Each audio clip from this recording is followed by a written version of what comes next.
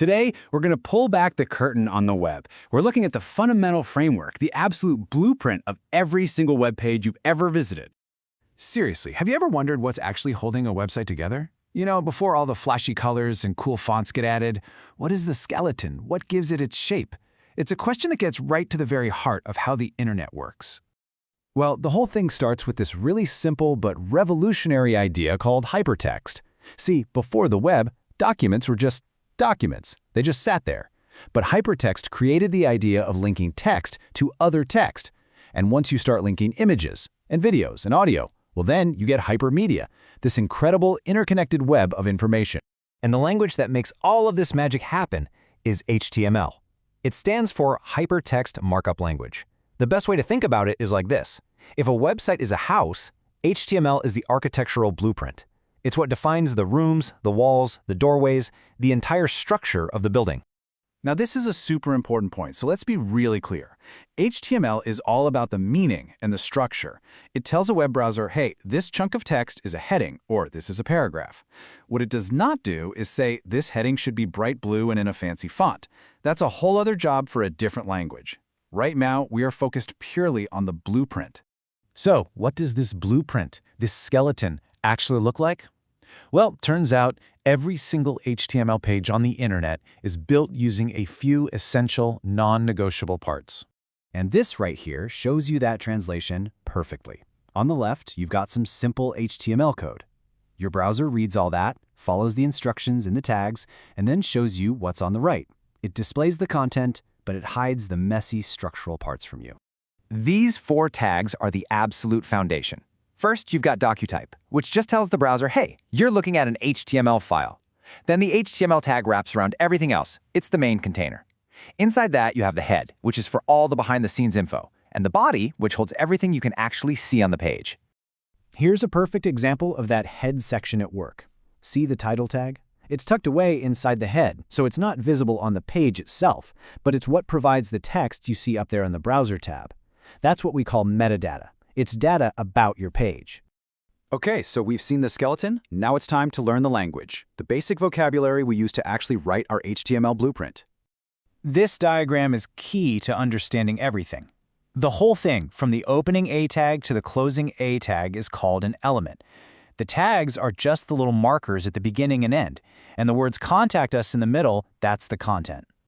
But wait, look a little closer at that opening tag. You see that href part? That's called an attribute. Attributes are just extra bits of information that change what the element does.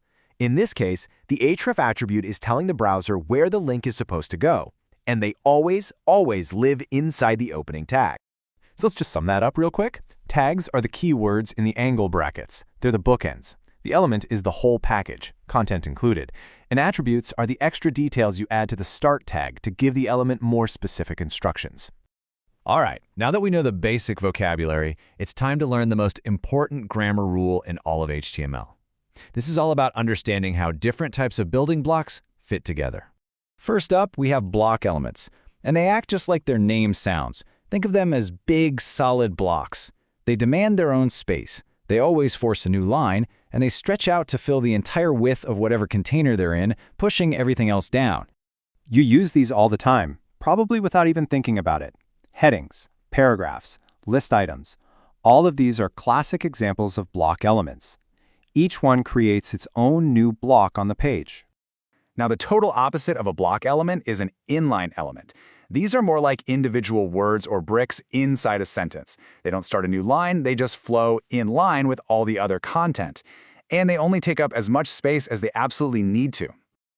So think of a link sitting inside a paragraph, or maybe a single word that you've made bold. Those are inline elements. They sit right next to their neighbors, nice and polite, without causing a big line break. Putting them side by side like this makes the difference crystal clear. Block elements are greedy. They take the whole line for themselves. Inline elements are polite. They only take the space they need, and they're happy to share the line. And you might be wondering, why does this matter? Well, even if you're just editing a simple blog post, knowing this difference is absolutely fundamental to getting your text and images to line up the way you want them to. Okay, for our last section, let's move beyond just the basic rules and talk about how to write good, meaningful HTML. Because it's not just about what works, it's about what's correct. We're coming back to this quote because it is so important. Modern HTML is all about something called semantics, which is just a fancy way of saying you should use tags that describe the meaning of your content, not just how you want it to look. Here's a perfect example. There used to be an old tag called TT, and all it did was make text look like it came from an old typewriter. It's not really used anymore. Instead, we now use tags that describe why the text looks that way. Is it a piece of computer code? Then use the code tag. Is it something the user is supposed to type on their keyboard? Use the KBD tag. Using the right tag gives browsers, search engines, and screen readers so much more useful info about what your content actually is. Okay, one last little thing you need to know. What happens if you actually want to display a less than sign on your web page? The browser is going to see that and think you're trying to start a tag. To get around this, we use special codes called character entities. And these are some of the most common ones you'll see. If you want to show a less than symbol, you actually have to write &LT. If you need a copyright symbol, you write &copy.